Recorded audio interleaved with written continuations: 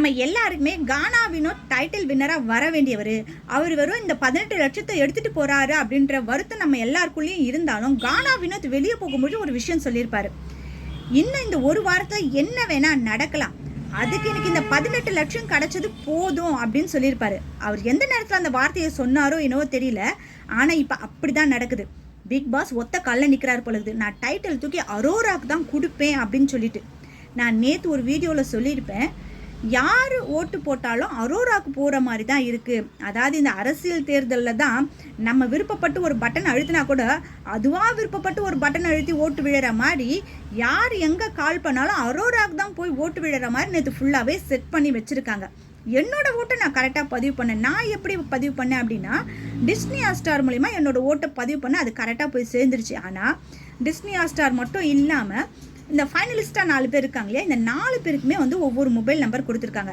யார் ஜெயிக்கணும், அவங்களுக்கு ஓட்டு போடணும்னு நினைக்கிறாங்களோ அந்த மொபைல் நம்பருக்கு ஒரு கால், மிஸ்டு கால் மாதிரி கொடுத்தோம் அப்படின்னா அந்த மிஸ்டு கால் ஒவ்வொன்றுமே வந்து ஒவ்வொரு ஓட்டாக கணக்கெடுப்பாங்க. அது மாதிரி தான் நேற்று மட்டும் விக்ரம், சபரி, திவ்யா இவங்க 3 பேருக்கு கொடுத்தாலும் கால் வந்து சரியாக போகலை. சரியாக கால் போகலையே அப்படின்னு சொல்லிட்டு அடுத்த நபர் அரோராக்கு பண்ணலான்னு பார்த்தா அரோராக்கு மட்டும் போகுது. ஆக்சுவலாக அவங்களுக்கு அரோராக்கு ஓட்டு போடணுன்ற எண்ணம் கிடையாது. சபரி ஓட்டுல போட்டு ஜெயிக்கணும்னு நினச்சிருப்பாங்க, திவ்யாவுக்கு ஓட்டு போட்டு ஜெயிக்கணும்னு நினச்சிருப்பாங்க, விக்ரம்க்கு ஓட்டு போட்டு ஜெயிக்கணும்னு நினச்சக்கூடிய நபர் கூட நேற்று சும்மா இவங்களுக்குலாம் ஓட்டு போட்டால் போக மாட்டேங்குது, சும்மா ட்ரையல் பார்ப்போம் அப்படின்னு சொல்லிட்டு அரோராக்கு போட்ட எல்லா ஓட்டுமே ஃபுல்லாக சேர்ந்துடுச்சு. நேற்று ஈவினிங்க்கு மேலே தான் அதை சரி செஞ்சுருக்காங்க. என்ன தான் சரி செஞ்சுருந்தாலும் நேற்று ஓட்டு எண்ணிக்கையில் வந்து பார்த்திங்கன்னா அரோரா ஏதோ ரொம்ப ஹைட்டில் நிற்கிறாங்க போல இருக்குது ஓட்டு எண்ணிக்கையில்.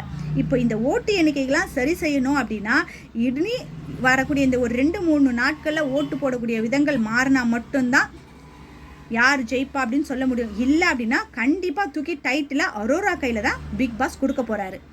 இதை பற்றி நீங்கள் என்ன நினைக்கிறீங்க அப்படின்றத கமெண்ட்டில் சொல்லுங்கள்.